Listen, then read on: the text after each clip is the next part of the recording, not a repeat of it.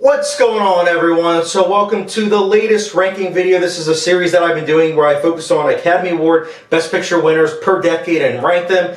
You clicked on the video, you know this. I'm doing 1970s Academy Award Best Picture winners ranked. Now, there was obviously 10, 1970, 1979. 10's going to be my worst, and of course, number 1's going to be my best, and of course, my opinion. Now, I feel like this is the decade where there's going to be a lot more comments because, a lot more people have seen Best Picture winners starting here on out. So, very excited for that in the comment section, and for those that have commented in all the other decade reviews, I really appreciate the support. Love it. So, guys, again, let me know your list down below, but let's get all that aside, exposition-wise, and let's get started. So, my number 10 personally is Patton, which is a good movie.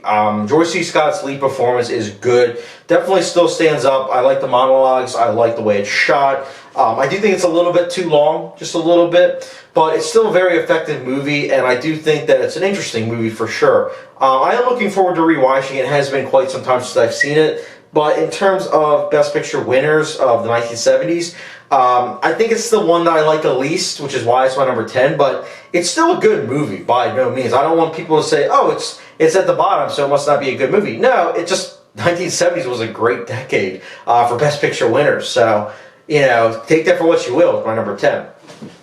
My number 9 is Kramer vs. Kramer, which is an interesting movie because, with Marriage Story coming out last year, it really does put some perspective on Kramer vs. Kramer when you think about it, how Marriage Story was a lot to Kramer vs. Kramer, and Kramer vs. Kramer, I feel like a lot of people kind of brush it aside, but when that movie came out, divorce wasn't as common as it is now. It was getting to that point, but it's not like 50-50 the way it is now.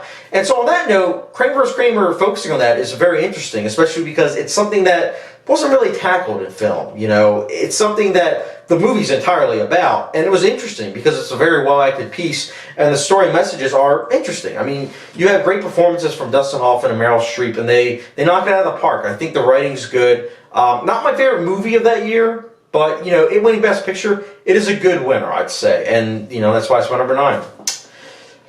My number 9, of course, was that. My number 8 is Rocky. Now, Rocky is a good movie. I don't love it, and it's not really a movie that I go back to watching a lot, but it's a movie that, in my mind, I really respect because it's what any filmmaker, or someone that wants to be a filmmaker, wants to strive to be. You have this story of Sylvester Stallone, who was an underdog in real life, and, I mean, he's still working today because of this movie, and it's crazy. It's really awesome, though, because the movie was very low budget, and they had to literally use so many different filming techniques in order to get it to look a certain way. The gritty feel also helped with it, but they had to, basically do a lot of different things to get it so that they had it look like people were actually there at the final fight.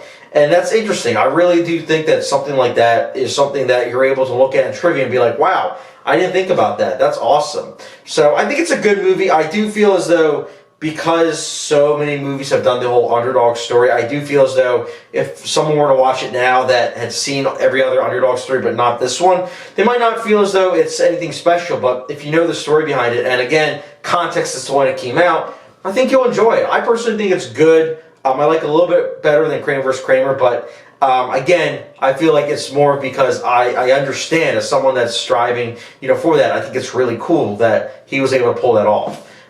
And yeah, so that's my number 8.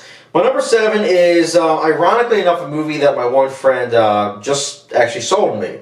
So I'll be owning the physical copy of it soon. But my number 7 is The Deer Hunter. I've only seen this movie once, and let me tell you, I remember. I haven't seen it in like 4 or 5 years. I remember this movie because the first act is so slow. It's so densely plotted. It's like there's like very little going on. When I say densely plotted, I mean there's little seeds here and there of what's going to happen. But when you're watching it, you really feel as though not much is happening. And then that second act drops you in Vietnam, and you're like, oh my goodness. That first act, in retrospect, it really did help marinate everything that's going on. And then the third act, I think, is good, but I think that second act really is what elevates it above, like, Kramer vs. Kramer, Rocky, and Patton. Because that second act is so raw, and it doesn't feel like you're watching a movie. It makes you feel like you actually are in Vietnam, and that you actually are watching people play Russian roulette. It's crazy. It's a great second act. A little too long, I think, the movie as a whole, but I feel like with what it's going for, it was effective with conveying those messages and themes. And I feel like the length is both a detriment to it, but also something that, for a first viewing, it's worth it. I'm curious on how I feel about it a second time, you know, especially after seeing it so long ago and then watching finally now. I'm curious, but I still think it's a good movie, and that's why it is my number 7. Excuse me. My number 6 is Annie Hall. I am probably in the minority when I say that I think Annie Hall is better than Star Wars. I know a lot of people that, when they think of Annie Hall, they're like, wow, that won Best Picture over Star Wars? Yeah, because, I mean, say what you will about Woody Allen's personal life, but his directing in this movie is great. And his chemistry with Diane Keaton is so on point, so funny, so poignant, and I think it's a movie that really does go by fast. It's a very effective movie. It's a movie I've been meaning to like rewatch, but it's a good movie. I mean, and it's so well written, and I think that it's definitely a movie that when you watch it, you can kind of see just how much it's influenced so many other movies that have come out long since then. And I think that says a lot, you know. It says a lot when a movie just impacts so many different movies. And I feel like with the 70s, a lot of these Best Picture winners, or even just movies in general, ended up impacting filmmakers that went on to make movies in the 90s and 2000s. And it's plain to see, and it's so awesome. And of course, Annie Hall is one of those movies. My number 5 is much in the same way as a couple of other entries. I don't think it was the movie that should have won this year, but it's still a good movie. And my number 5 is The French Connection. French Connection is a well-done movie. It's a movie that also really brought to life, you know, narcotics, which, again, it's something that in the 60s and 70s they really started focusing on more and more in cinema. And I think that's something that was interesting because given the fact that this is a movie that you can watch for just the action because the action scenes are great, but you can also watch it for that, you know, gritty feel, that gritty message-driven, you know, story that the movie's trying to convey. And I think it's really effective, you know, with what it's going for. And again, the action, that car chase is incredible still. Holy cow, especially knowing that they actually filmed that while there was other cars that didn't know there was a film going on. Pretty awesome stuff. I'm looking forward to rewatching this, but definitely a very effective movie. I think A Clockwork Orange should have won Best Picture this year, but The French Connection is still a good movie. That's why it's my number 5. My number 4 is a movie that puts a smile on me every time I watch it, let me tell you. My number 4 is The Sting. The Sting is a movie that you think you know where it's going. You know, it puts all the cards on the table, and then it's revealed in the last second, there's a gun under the table, and it's like, pow, surprise! That's the great thing about The Sting. You know, it's a movie that's about a little over 2 hours, but the first hour and 55 minutes, you think you know where it's going and everything, and the last 10-15 minutes happens, and you're like, oh, I need to rewatch this because, that makes sense. And it's so good, you know, because it's a movie that you don't think has like a little twist in it, but it does. And it's a twist that, although little on the surface, really does impact the entire movie. But at the same time, it doesn't rely heavily on it because even if you take out that twist, it's still an effective movie. It's got great chemistry between Paul Newman and Robert Redford. It's very well shot. The sound choices are really good.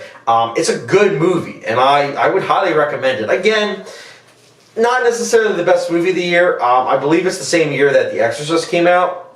Take that for what you will. I own The Exorcist. I don't own The Sting, which I feel like I should own The Sting because I do really like it. But again, maybe The Exorcist should have won.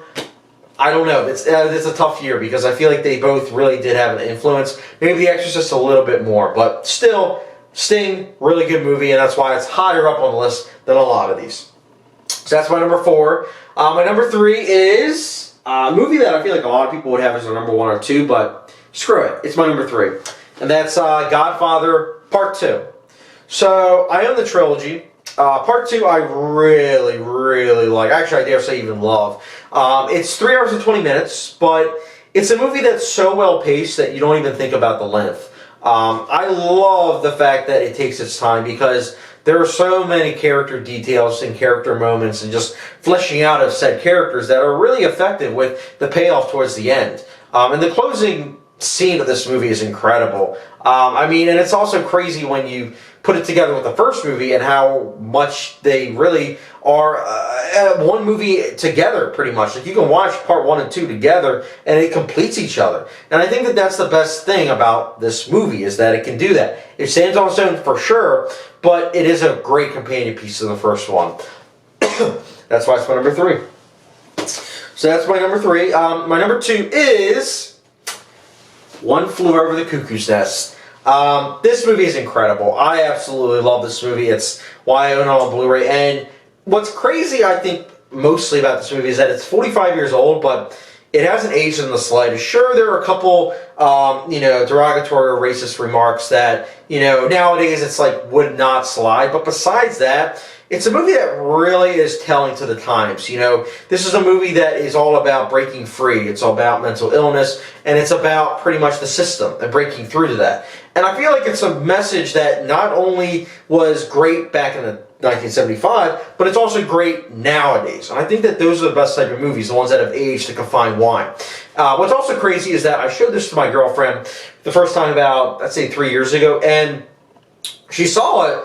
And after that, she always, when she talks about, nursing and coming home from her job, she always mentions all these stories. And then I immediately think about One Flew Over the Cuckoo's Nest. And she's even said it. It's pretty accurate.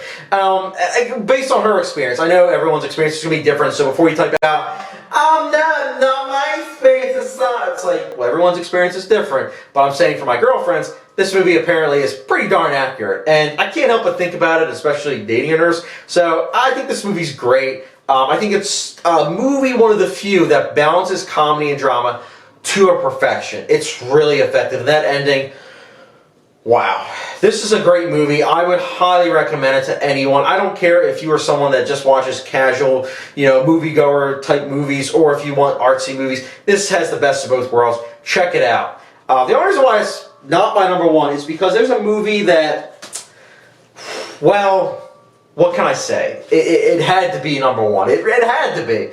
My number 1 is The Godfather. It made me an offer I couldn't refuse. That's my best attempt at Don Corleone. But guys, I love The Godfather. It was one of the first R-rated movies that I saw. And I'm not nostalgic, and it's not the reason why I have it as my number 1. It's because, I look at the length, and sometimes I'm like, is it worth watching again? And then I watch it, I'm like, that was so worth watching. It takes its time with building these characters, story, and stakes, and then it goes on to basically change movies forever. There are milestones in cinema, arguably, that really changed the game. You had Citizen Kane in 1941, you had The Godfather in 1972. Those are 2 movies that really changed the face of the games. Pulp Fiction, that changed independent cinema in 1994. These are movies that even if you personally, as a movie buff, don't necessarily like, you have to respect it. And what Godfather does is so respectable with what it is able to achieve. And incredible that it was able to win Best Picture. I was nervous, when you look back and you see that Cabaret won a lot of Oscars. I'm glad that they did give The Godfather Best Picture because it was so worth it. It was an incredible decision, and what a great way to start the decade off in 1972. So guys, that's my ranking for 1970s Best Picture winners. What a decade, what a decade, seriously. Other decades that, I kind of feel mixed, but what a decade.